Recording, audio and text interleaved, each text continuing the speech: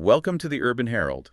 And a special welcome, actually, because this is the very first deep dive in our brand new series, When the World Broke. That's right. Here at the Urban Herald team, we're really setting out to explore these moments in history, these sort of extreme disruptions. Exactly. Not just the destruction, but how these moments fundamentally reshaped our world.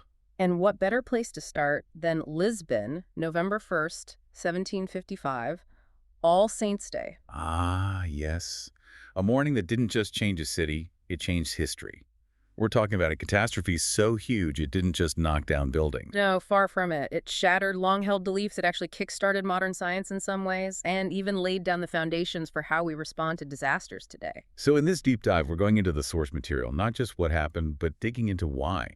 Why did the Lisbon earthquake become, Europe's first truly modern disaster? And how did those echoes still resonate in our cities, our emergency plans, even how we think? It's a fascinating stuff. And our mission with this whole series, When the World Broke, is precisely that. Understanding how these massive disruptions can actually become catalysts, powerful catalysts for transformation. The Lisbon earthquake is just the perfect starting point. You can almost see modernity beginning right there, under all that rubble. We're going to unpack the disaster itself. It was a triple threat, really. Then look at the response, which was astonishingly modern for its time. And the intellectual shockwaves, too. It impacted everything, from how cities were planned to philosophy itself. Absolutely. And just so you know, this is only the beginning. When the world broke, we'll keep exploring these moments. Next Monday, in our next deep dive, We're heading to Indonesia, the 1815 eruption of Mount Tambora. the volcano that famously extinguished summer. Another huge global event. But first, let's head back to 18th century Lisbon, before the ground started shaking. Okay, so let's set the scene. All Saints' Day, 1755.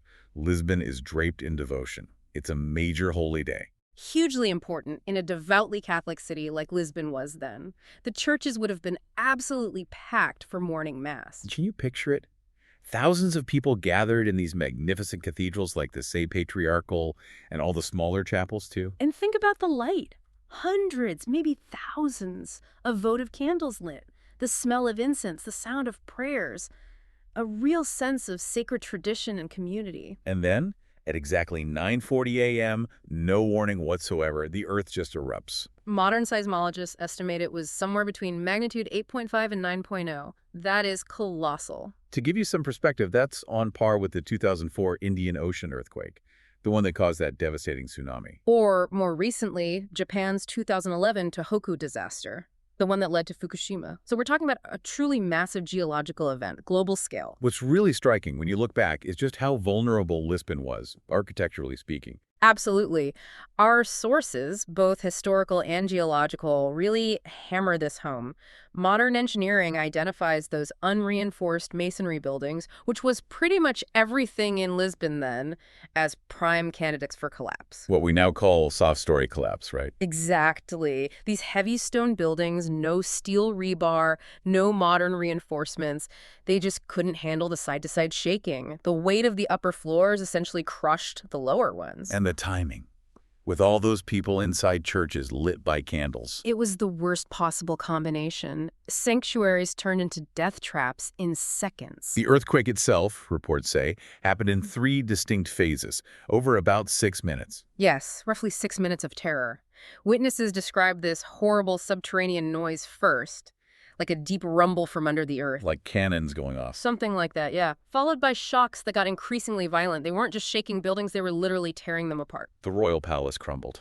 A huge symbol of Portugal's power and history, just gone. And the churches, as you said, packed with people. They became tombs. It's genuinely chilling to read the accounts from survivors. Yeah. Written right afterwards, They sound so much like reports from recent quakes. It's uncanny, isn't it? That description of the ground undulating like the waves of the sea. A solid earth behaving like liquid. Oh. Terrifying. Right. Buildings swaying, then just disintegrating. People running into streets already filling with falling debris. And what's really remarkable, host speaker, is the accuracy of these descriptions.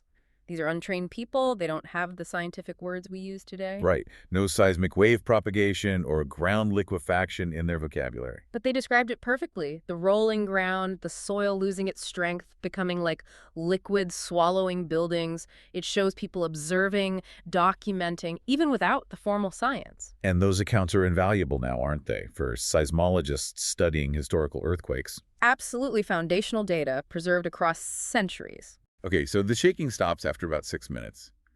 But the horror wasn't over. Not even close. This is where the triple catastrophe idea really comes in. Sometime between 40 and maybe 90 minutes after the last tremor, something else happened. People had fled the collapsing buildings, right? Yeah. Many went towards the harbor, the Tagus River, thinking open space meant safety. Exactly. And then they saw it. The river suddenly retreated, pulled back from the shore incredibly fast. Exposing the river bottom. Mud, old shipwrecks. Everything. A really ominous, eerie sight. We now know that's a classic tsunami warning sign, but back then, it must have just been deeply unsettling. And then the waves came. Oh, yes. Tsunami waves, estimated around 5 meters high, maybe 15, 16 feet, thundered up the river. With immense force. Accounts mention people on horseback near the river having to gallop for higher ground. Gallop as fast as possible for fear of being carried away. It paints a picture, doesn't it? A wall of water just surging through the lower parts of the devastated city. Crushing what was left of the dock, sweeping people away. This was Europe's first really well-documented major tsunami disaster, wasn't it? It seems so.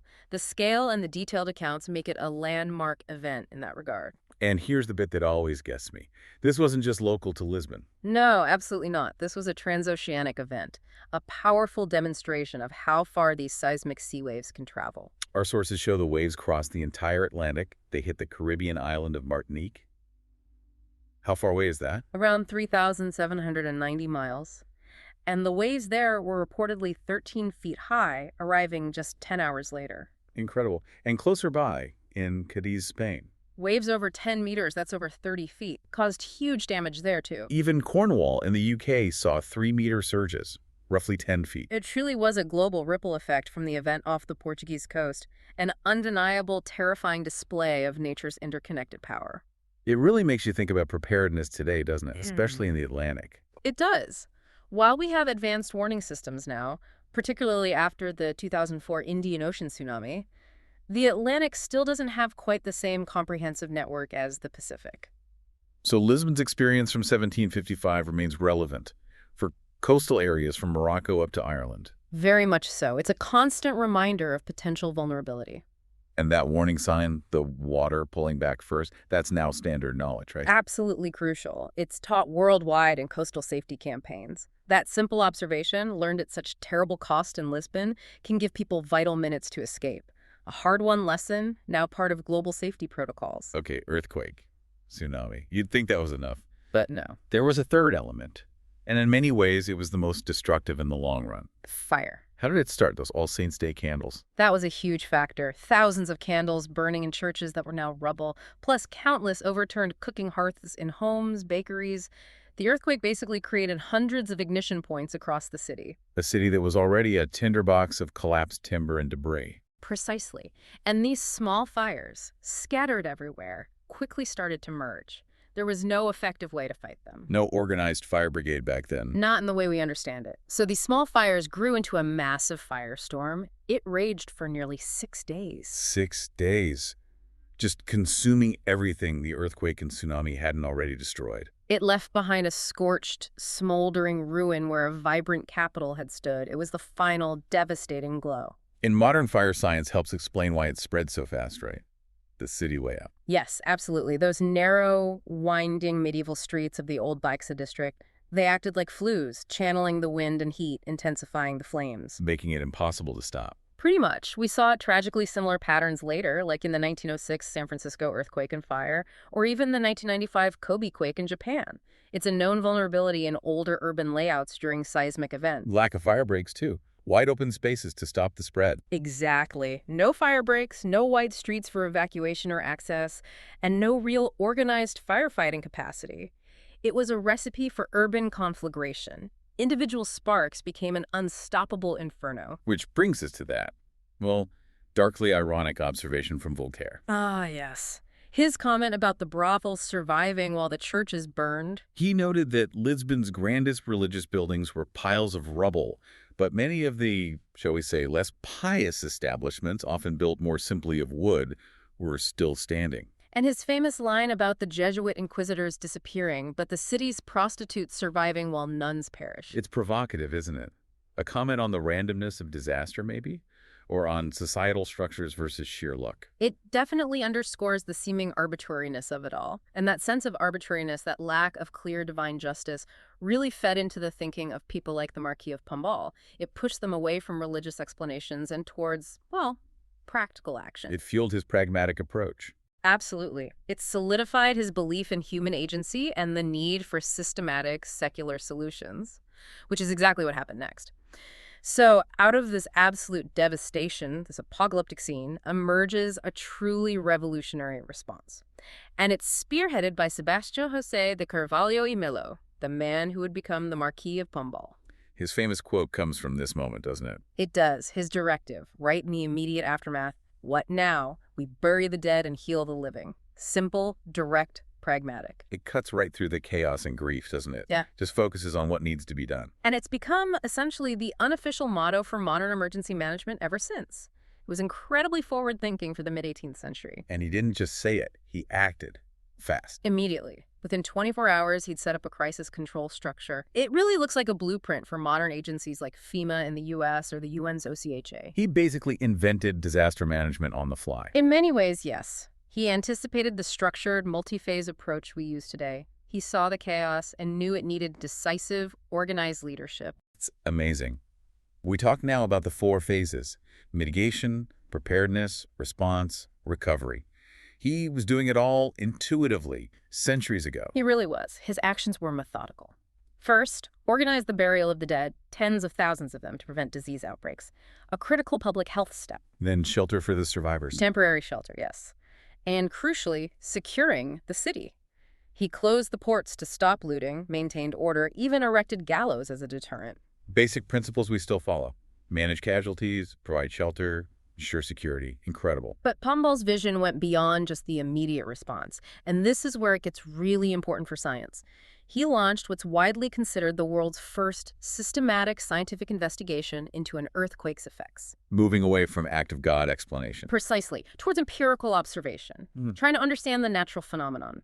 This was foundational for modern seismology. Tell us about the inquérito. Okay, so in January 1756, just a couple of months after the quake, he sent out instructions for a detailed survey, the inquérito, to every single parish in Portugal. Every parish, even remote villages. Yes, it was incredibly ambitious. The survey had 13 specific questions. What kind of questions? Things like, when did the earthquake start? How long did the shaking last? Which direction did it seem to come from? What kind of damage occurred? How many casualties? But also more subtle things. Yeah. Environmental changes. Exactly. Did wells go dry or change level? Did animals behave unusually beforehand? Any strange atmospheric phenomena? It was designed to gather objective, comparable data, not just anecdotes, but systematic information. And they got responses. Around 600 detailed responses came back during 1756 from all over the country. Creating the first real scientific database of earthquake impacts. And seismologists still use this data today. They do. It's an invaluable resource for understanding the 1755 event, its magnitude, its reach, its specific effects. It's a testament to Pombal's foresight and administrative capability, especially in a devastated nation. So for you, our listener, think about this. That systematic approach, collecting data right after a disaster to learn from it. It anticipated modern post-earthquake reconnaissance missions by nearly 300 years. Groups like the Earthquake Engineering Research Institute do similar things today, deploying teams, collecting data systematically. The roots go right back to Pombal's inquérito. Okay, so immediate response, check. Data collection, check. What about rebuilding? The city was in ruins. This is perhaps Pombal's most visible legacy, the reconstruction of the Baixa, Lisbon's downtown area. It wasn't just rebuilding, it was a complete reimagining. Under military engineer Manuel de Maia, Yep. right? And architect Eugenio de Santos. Yes, they led the team. And the plan was radical for its time. Demolish what little remained and impose a completely new orthogonal grid system. Straight streets, regular blocks, a total break from the old medieval layout. Absolutely. It was arguably Europe's first comprehensive modern urban planning project. and its influence was massive. You can see echoes in the Manhattan grid, maybe, or post-war reconstruction in places like Tokyo. Definitely. The Baisha Plan established key principles: wide streets for light, air, evacuation, and crucially, as fire breaks, a direct lesson from the firestorm. Standardized building heights, too. Yes, for uniformity, light, and air. Plus, integrated planning for infrastructure like drainage and sewage right from the start. Yeah. It was rational, ordered, very much embodying Enlightenment ideals. And they even planned for future growth. They did. The plan included expansion zones, anticipating the city's future needs. That kind of master planning is standard practice now, but it was visionary then. Cities like Los Angeles or Istanbul, constantly grappling with seismic risk, still draw on these fundamental principles of resilient urban design pioneered in the Baisha. Now, within this new urban plan came an engineering innovation, the real centerpiece of the rebuilding effort: the Pombaline cage, the gaiola pombalina. Okay, tell us about this. It sounds fascinating. It was ingenious. Basically, they embedded a three-dimensional wooden framework, like an internal cage, within the traditional masonry walls of the new buildings. Wood inside stone walls. It was the world's first systematic attempt at earthquake-resistant construction. It predated our modern understanding of structural dynamics by centuries, but it worked. How did it work? What was the principle? The wooden cage provided flexibility. Instead of a rigid stone wall that would just crack and crumble under seismic stress, the timber frame allowed the building to sway, to deform slightly, and absorb the energy. Kind of like a shock absorber. Exactly. It allowed the building to dissipate the seismic energy rather than just resisting it until failure. It was a philosophy of flex, don't break. And they used triangulation in the wood. Yes. Triangulated trusses within the cage helped distribute the forces throughout the structure, making the whole building act as a more cohesive unit. These are core concepts in modern seismic design. So engineers today recognize this as early base isolation or damping. In principle, yes, it's an early empirical example of those ideas. And get this, they actually tested it. How? No shake tables back then. No, they had troops march in step inside partially built structures to simulate the vibrations. Seriously. Marching soldiers to test earthquake resistance. Sounds primitive, but it was effective. A precursor to modern dynamic testing. It shows incredible practical ingenuity. And did these buildings last? Did the cage work in later quakes? It absolutely did. Many Pombaline cage buildings survived significant earthquakes in 1858, 1886, and 1909. Their longevity is the ultimate proof of concept. It shows that practical innovation, based on observation, can be incredibly effective, even without the advanced theory we have now. So the physical rebuilding was revolutionary. But the earthquake also sent shockwaves through the intellectual world, didn't it? Oh, profoundly. The kind of proto-seismology that emerged wasn't just about understanding quakes. It marked a huge shift from supernatural explanations to natural ones. Or from God's wrath to natural phenomenon. Exactly. For centuries, events like this were seen through a purely religious lens. Lisbon forced intellectuals across Europe to confront the natural world in a new, more objective way. It laid groundwork for the scientific method. It feels like a real rupture point. Before 1755, you get sermons about divine punishment. After, you get Kant trying to figure out subterranean gases. Even if Kant's specific theory was wrong, the attempt to find a natural cause was the radical part. It was a decisive step towards observation and reason displacing superstition. And the scientific community reacted quickly. Yes. The Royal Society in London, for instance, organized one of the first big international data collection efforts specifically for this event. They already had some experience collecting quake observations. Setting standards for collaboration. Pretty much. Modern global networks like the Global Seismographic Network operate on those same principles. International data sharing, standardized methods, it started right there. And they gathered accounts from all over. From everywhere the effects were felt. Ship captains, merchants, colonial officials across the Atlantic world, creating this huge comparative database. It was almost like early crowdsourcing of scientific data.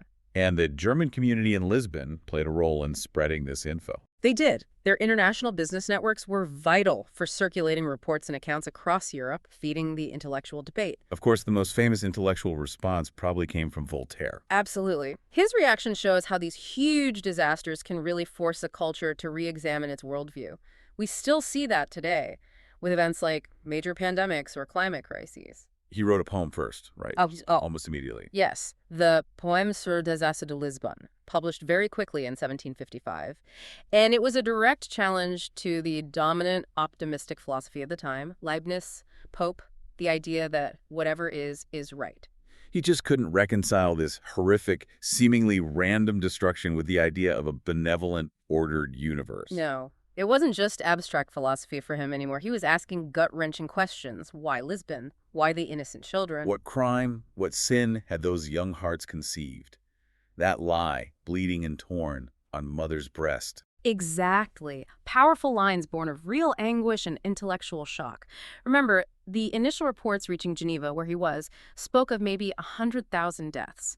Even if the real number was lower, the scale was unimaginable. It forced a confrontation with the problem of evil. And then, a few years later, came Candide. Published in 1759, and it immortalized the Lisbon earthquake, that famous scene where Candide and his ever-optimistic tutor Pangloss witnessed the devastation. Pangloss trying to justify it all with his philosophy. While surrounded by death and destruction, it became the literary touchstone for discussing theodicy, how can God allow evil, and the sheer senselessness of suffering. Candide's eventual disillusionment mirrored Europe's shaken confidence. So for you listening today, Voltaire basically created a template, didn't he, for how literature engages with disaster. He really did. Think about contemporary disaster novels or climate fiction. They often tread similar ground, exploring human vulnerability, questioning responsibility, searching for meaning in the face of apparent indifference. He set the stage for using catastrophe to ask the biggest questions. Now, while Voltaire's response was passionate and literary, Immanuel Kant's was quieter, more academic, but perhaps even more significant for the future of thought. He was pretty unknown back then, wasn't he? Very much so, just 32 years old. But in 1756, he published 3 separate essays on the Lisbon earthquake. And scholars see this as a real turning point, both for Kant himself and for the rise of systematic scientific thinking in Germany. And he wasn't there. He was in Königsberg. Yeah. But he was focused on natural explanations. Absolutely. He meticulously gathered all the accounts he could find and tried to develop a natural theory. He proposed it was caused by the ignition of gases in subterranean caverns. Which turned out to be wrong, scientifically. Yes, the mechanism was wrong. But the crucial thing was his method and his commitment to finding a natural cause. He explicitly rejected divine intervention as an explanation. That was revolutionary. It was a firm step towards secular scientific inquiry.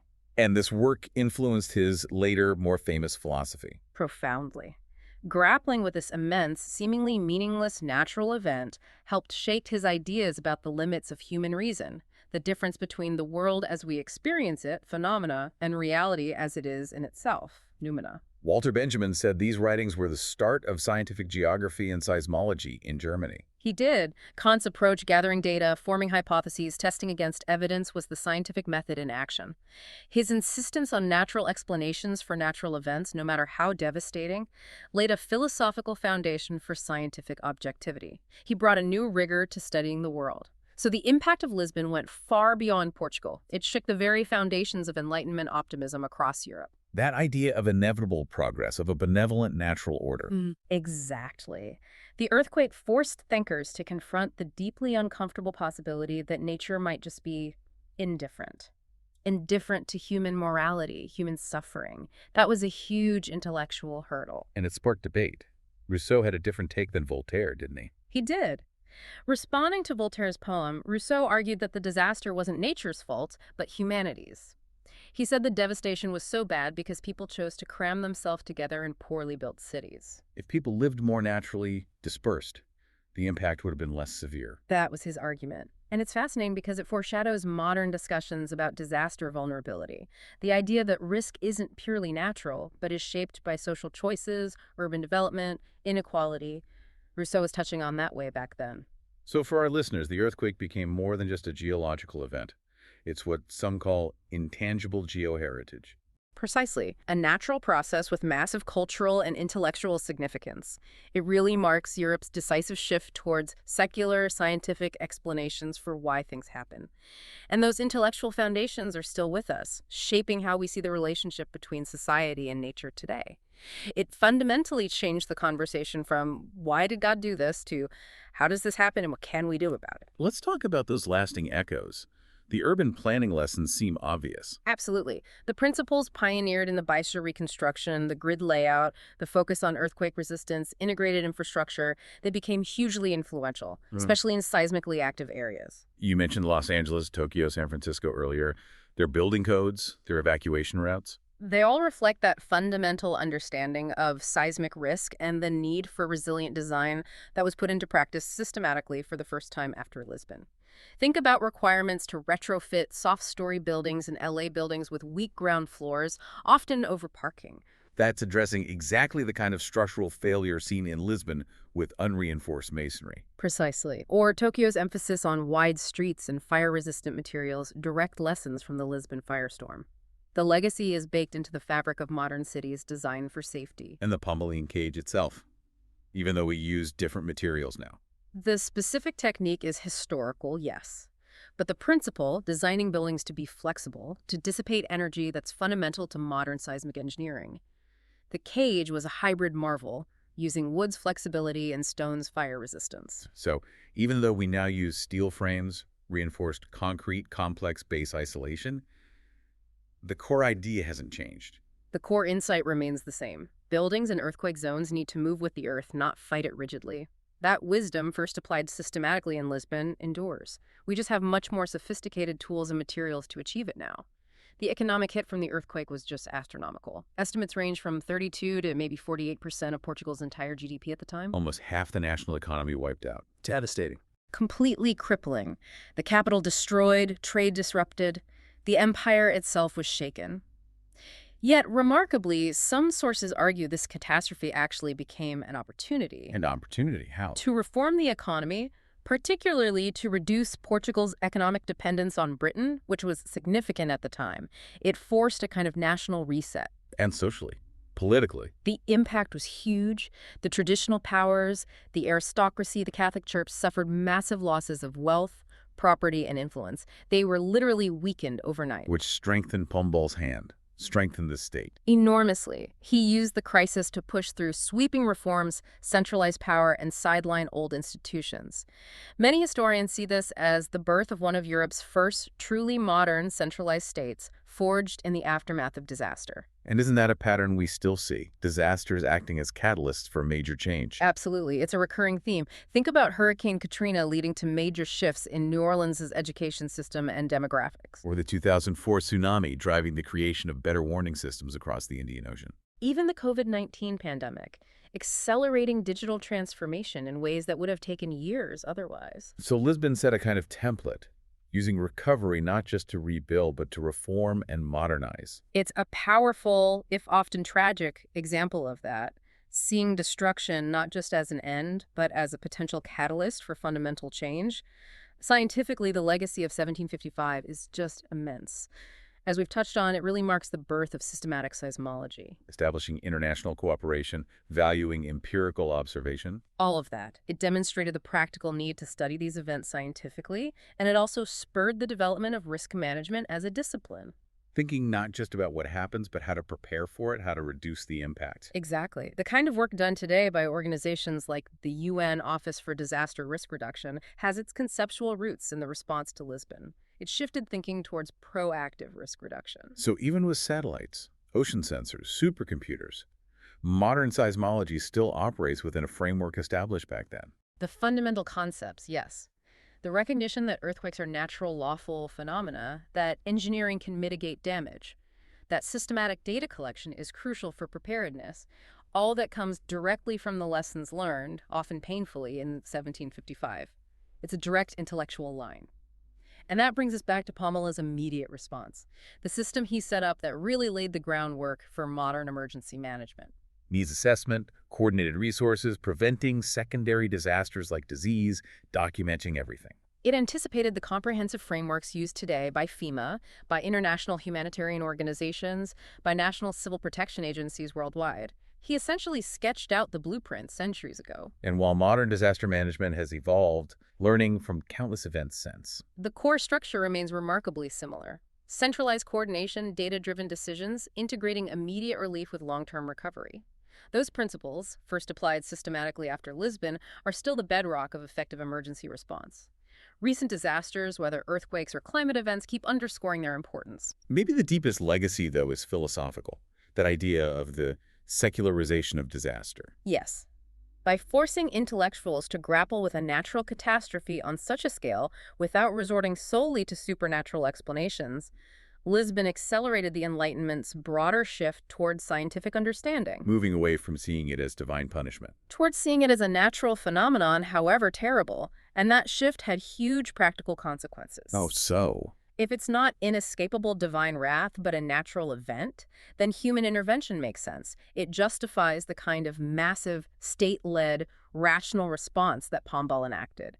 It legitimizes trying to understand, predict, and mitigate. It empowers human agency. The idea that we can do something, rather than just accept fate or pray. Precisely. Mm. And that fundamentally changed the relationship between the state and its citizens regarding safety and protection. And that tension between acceptance and intervention is still with us, isn't it? Absolutely. Think about debates today around climate change action, or pandemic preparedness, or investing in disaster resilience versus just dealing with the aftermath. It often boils down to that same fundamental question.